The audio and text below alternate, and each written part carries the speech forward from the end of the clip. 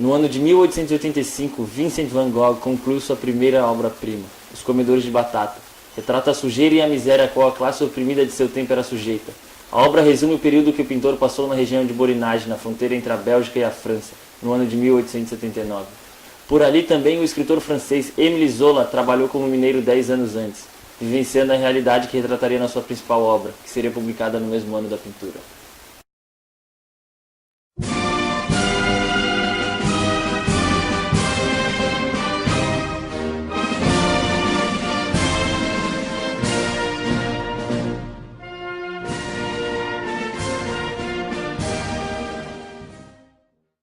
Émile Zola, considerado por muitos o pai do naturalismo literário, descreve comumente a realidade dos trabalhadores e suas relações, tanto no trabalho quanto nas suas horas fora dele. Essa linha de pensamento literário fornece ao autor de Germinal uma forma tradicionalista de descrever a realidade dos operários de uma mina de carvão no norte francês, que, fadados a trabalharem de forma alienada, vivem para trabalhar, e não o contrário. Podemos observar vários indícios naturalistas no livro, como a abordagem extremamente aberta ao sexo e da linguagem falada, além de assuntos que eram considerados tabu pela sociedade da época. No Brasil, podemos identificar as repercussões desse gênero literário no século XIX com os livros O Mulato e O Cortiço, de Aloysio de Azevedo, que igualmente retratam uma situação da população marginal que luta pela sua sobrevivência em um meio severo e selvagem, além de retratar temas pouco abordados pela literatura brasileira na época, como a homossexualidade. Devemos notar que, contemporâneo a Émile Zola, temos uma vasta lista de obras literárias e científicas que modificaram muitos aspectos sociopolíticos da época. Em 1859, 26 anos antes do lançamento do livro Germinal, temos a divulgação do livro A Origem das Espécies, de Charles Darwin, que contribuiu bastante para modificar a visão humana da época, e abalou várias estruturas sociais que estavam há muito tempo edificadas na Europa do século XIX. Juntamente com vários outros trabalhos científicos lançados simultaneamente, cresce a ideia do evolucionismo social, que refere-se a bases teóricas de desenvolvimento da sociedade, onde, fundamentando-se em estudos e trabalhos etnográficos, acredita-se que esta segue uma linearidade evolutiva, partindo de uma sociedade primitiva e, com ao passar do tempo, torna-se civilizada, tendo como ponto final de referência a Europa Ocidental de sua época. Baseando-se nessa linha de pensamento, podemos analisar a relação que a obra Germinal de Émile Zola tem para com o trabalho antropológico do século XIX e seus aspectos que perpetuam na contemporaneidade. No decorrer do livro, o autor retrata os instintos humanos de uma forma natural e selvagem, por parte dos trabalhadores marginais da cidade, e a civilidade com que é retratado os burgueses e aristocratas ao lidarem com os problemas e enfrentamentos com os mineiros e suas famílias. Podemos notar nesse discurso e observação nos escritos de Lewis Henry Morgan, em seus estudos no consagrado livro Sociedade Antiga, onde é proposto 3 estados evolutivos da sociedade humana: a selvageria, a barbárie e a civilização. Como ato de barbárie no livro, por parte dos mineiros, podemos observar o momento em que, num ato de revolta, os mineiros que passam fome vão até a mercearia da vila e matam Magriate, e decepam o falo dele. O vendedor não se solidarizava com os trabalhadores, e assim não vendia comida fiado, ou aceitava o sexo como forma de pagamento, escolhendo quem ele aceitaria ou não. Podemos notar a forte influência do darwinismo social no livro também, onde Etienne se lamenta da desastrosa experiência que passou trabalhando naquela mina.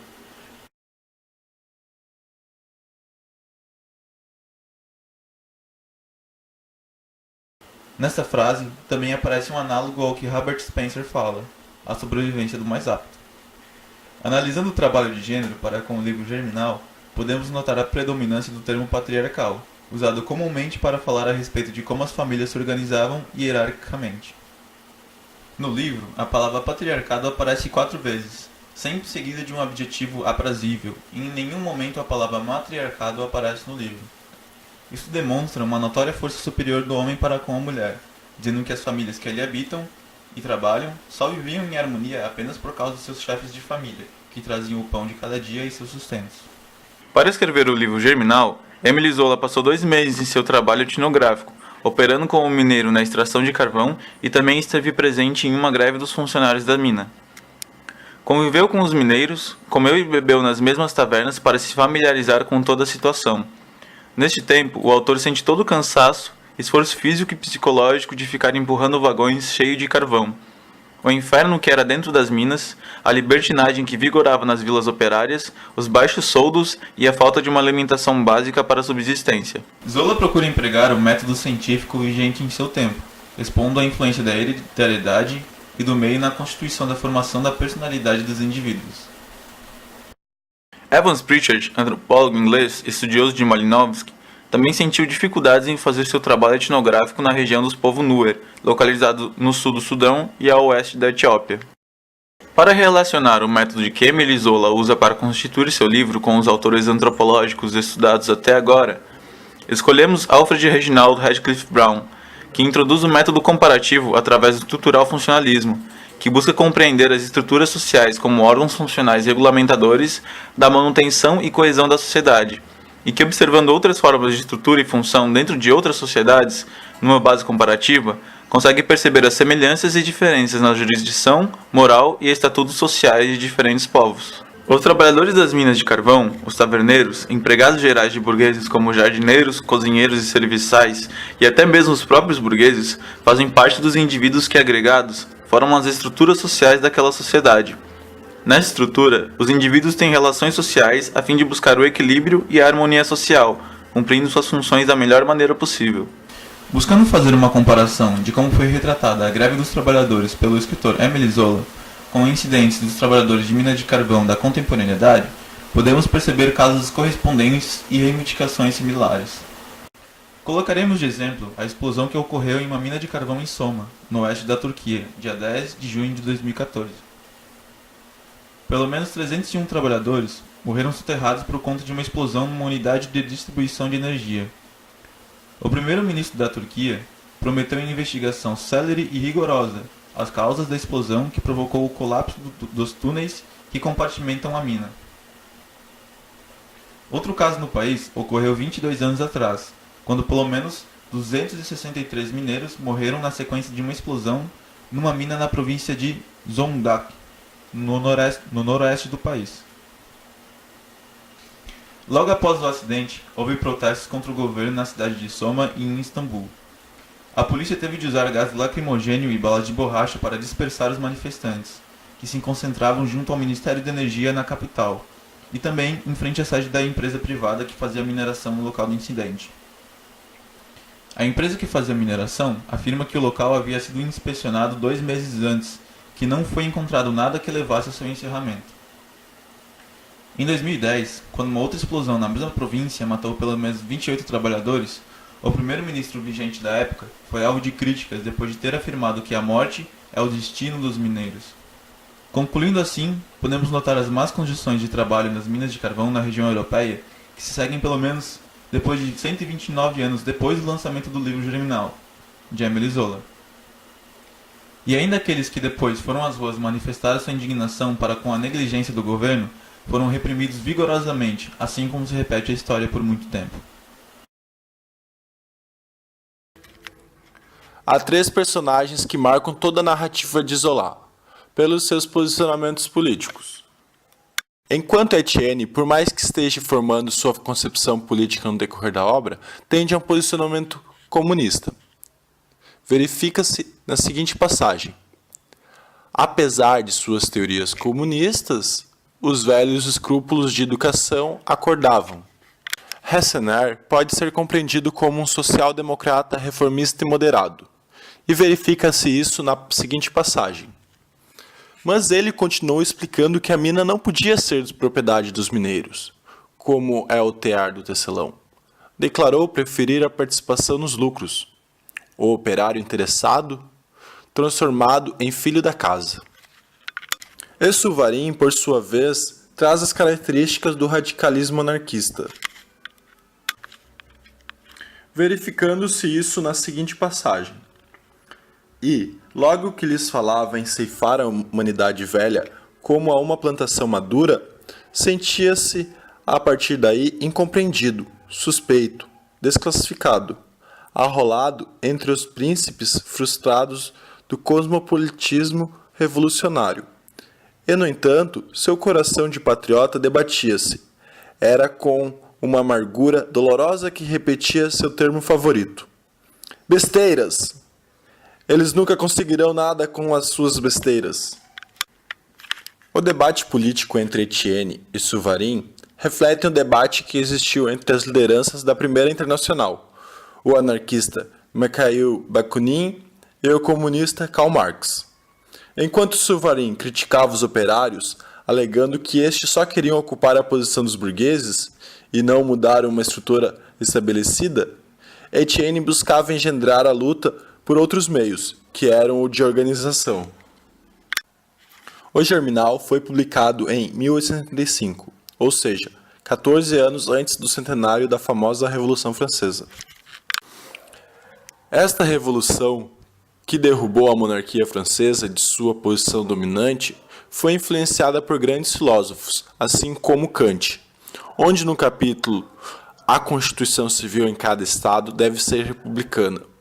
Isto é, um Estado como a França deve ter como base os princípios da liberdade, dependência a uma legislação comum e igualdade entre os cidadãos, ideias iluministas que influenciaram o autor, mas que permitiu a emergência e, a princípio, uma hegemonia da classe burguesa. Foi só o princípio de tempos conturbados, marcado por contradições e injustiças. Nos anos seguintes à Revolução, que vimos um desenrolar absurdo da história, passando por um império governado por Napoleão Bonaparte, de 1799 a 1815, a volta à monarquia de 1829 a 1830, até 1848, quando houve uma nova revolução e a República parecia estabelecer-se, com a eleição na presidência de Luiz Napoleão Bonaparte, sobrinho do Napoleão I. Assistiu-se mais uma vez o inacreditável, em 1852, quando o então presidente eleito liderou um golpe de Estado, proclamando o Segundo Império Francês e autodenominando-se Imperador Napoleão III. Até 1870, a França esteve sob o governo de Napoleão III, baseado no autoritarismo e na centralização do poder. Porém, na década de 1860, com uma industrialização acelerada que promoveu um desenvolvimento econômico, o imperador passou a jogar de uma forma maquiavélica em sua posição, ou seja, levando em conta a fortuna, enquanto situações que lhe fugiam do controle. Sua necessidade, que era manter-se no poder, ele teve virtude e estrategicamente passou a adotar uma postura mais liberal, aproximando-se dos partidos de esquerda e afastando-se de políticos conservadores. Porém, a postura do imperador não mudou em nada a situação das famílias operárias, que cada vez mais viviam na miséria, passavam fome e deixavam crescer sua insatisfação. O Segundo Império Francês termina com a estúpida proclamação de guerra à Prússia, por Napoleão III, que teve desfecho trágico para a França, se pensarmos na derrota. Mas não tão trágico se pensarmos que ao fim da guerra, em setembro de 1870, proclamou-se vivamente a República em Paris. Jean-Jacques Rousseau foi um principal teórico que influenciou para que a Revolução Francesa culminasse, porque seus ideais iam contra o atual regime absolutista da época, denunciando a miséria em que estava a França e defendendo a soberania popular. Diferente de Calígula, Hobbes, Grotius e Aristóteles, que acreditam que os homens não são naturalmente iguais, mas nascem uns para a escravidão e outros para o domínio.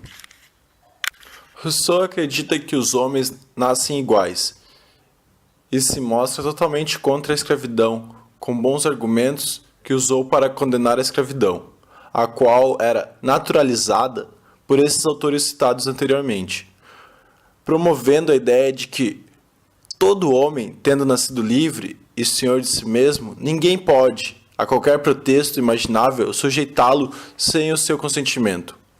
Afirmar que um filho de escravo nasce escravo é afirmar que não nasce homem. Rousseau também incentiva um tipo de democracia radical, direta e participativa. A essência do contrato social é que uma associação voluntária de indivíduos que se unam para formar leis benéficas para a proteção de sua liberdade, assim como em Germinal. os trabalhadores buscam melhorias das suas condições de trabalho a partir de uma organização e da sua participação.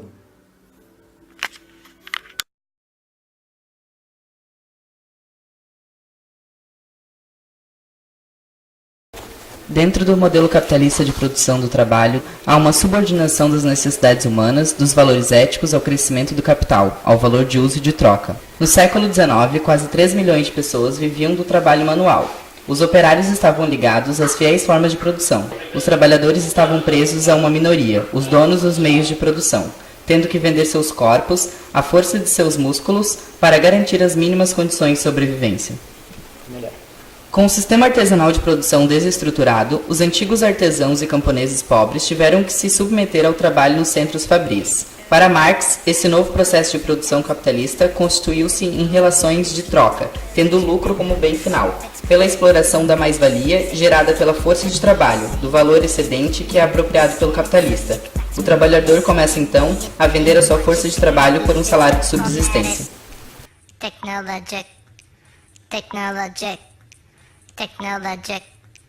Technologic. Buy it, use it, break it, fix it, trash it, change it, mail, upgrade it, charge it, point it, zoom it, press it, snap it, work it, quick erase it, write it, cut it, paste it, save it, load it, check it, quick rewrite it, plug it, play it, earn it, hook it, drag it, drop it, zip and zip it, lock it, fill it, call it, find it, queue it, code it. Os mineiros representados na obra vivem uma vida inteira debaixo da terra, desde sua infância até a velhice, sem nenhuma condição de segurança no trabalho, e são sujeitos a desmoronamentos e gases tóxicos que podem causar doenças como tuberculose, anemia, problemas de visão e deformações na coluna vertebral.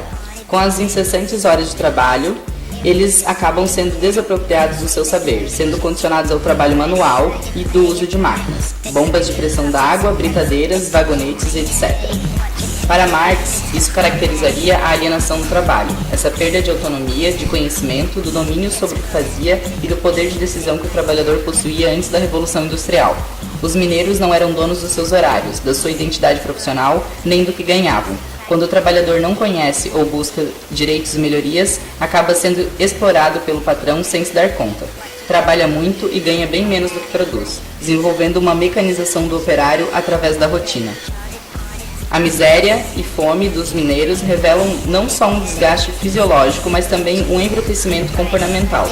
As privações materiais, juntamente com a carência de dimensão psicológica, ética e moral, orientam as ações dos indivíduos e relacionam-se com as diversas manifestações de poder e autoridade que animam as pessoas a voltarem-se contra as formas variadas de opressão e injustiça, surgindo uma consciência de classe. Há ainda outras causas que enfraquecem a saúde de um grande número de trabalhadores. Em primeiro lugar, a bebida. Todas as tentações possíveis se juntam para levar os trabalhadores ao alcoolismo. Para eles, a aguardente é praticamente a única fonte de alegria e tudo concorrem para a terem em mão. O trabalhador volta para casa esgotado e fatigado, encontra a casa sem o mínimo conforto, pouco hospitaleira e suja.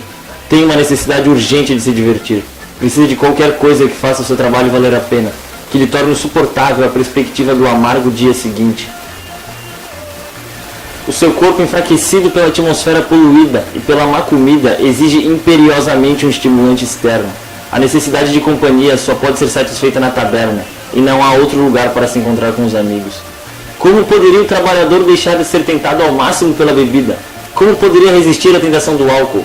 Pelo contrário, nessas condições, a necessidade física e moral faz com que grande parte dos trabalhadores tenha necessariamente de sucumbir ao alcoolismo, que neste caso deixou de ser um vício pelo qual se pode responsabilizar quem a ele se entrega.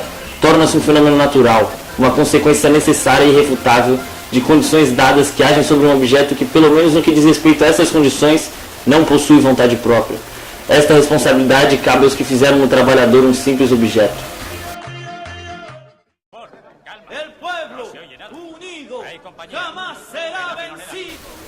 Em resposta às inúmeras formas de explorações, os mineiros buscam se reunir para manifestar sua revolta e buscar seus interesses.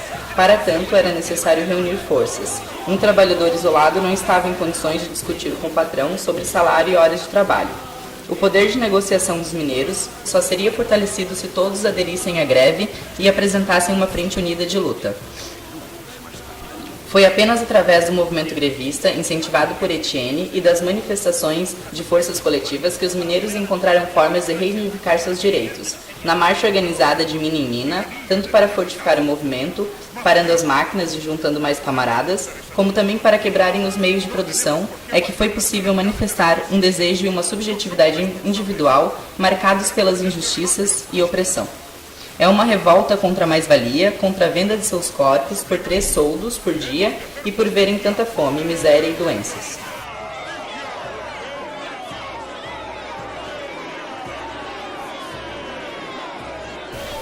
A greve termina quando os mineiros grevistas da frente de luta tentam impedir a entrada de trabalhadores belgas na mina e o exército acaba por disparar tiros contra os manifestantes.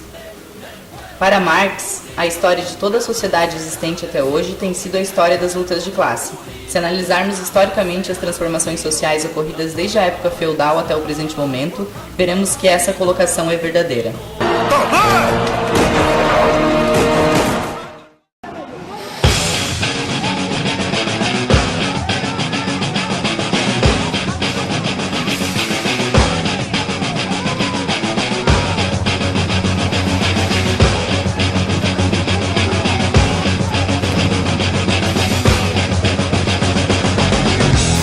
No ano de 2012, mineiros da província de Astúrias, norte da Espanha, entraram numa greve que frequentemente rompeu em luta armada entre eles e a polícia.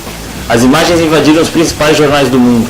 O governo cortou os subsídios da mineração, sabendo que sem isso as minas teriam que fechar, e também quebrou um acordo que ajudaria os mineiros que ficassem sem emprego.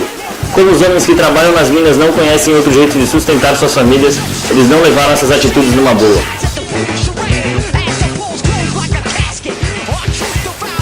Imprimindo um caráter de grande combatividade e firmeza ao seu movimento grevista, pondo em campo uma forte e clandestina organização de tipo militar, os operários em luta conseguiram paralisar as principais vias de comunicação na região, enfrentando corajosamente e fazendo recuar as forças paramilitares enviadas pelas autoridades para tentar restabelecer as comunicações dos transportes.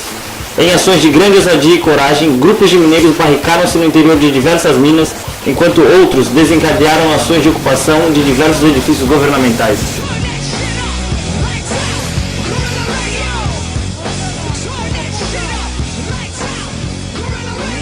O governo da Espanha, encabeçado por Mariano Rajoy, obcecado com uma redução do déficit impossível de cumprir, impôs uma série de cortes sociais, de saúde, educação, redução de salário e reformas laborais, seguindo esta linha de cortes a tudo que beneficiava os trabalhadores. Ao mesmo tempo em que a Espanha aceitava um resgate de seus bancos de 100 mil milhões de euros, reduzia em 63% os fundos destinados a preservar a atividade mineira até 31 de dezembro de 2018. Isso quer dizer fechar as minas, matar a atividade, uma cultura do trabalho e condenar as cidades e aldeias das bacias mineiras ao êxodo dos seus habitantes. Nunca uma greve mineira foi tão justa e necessária.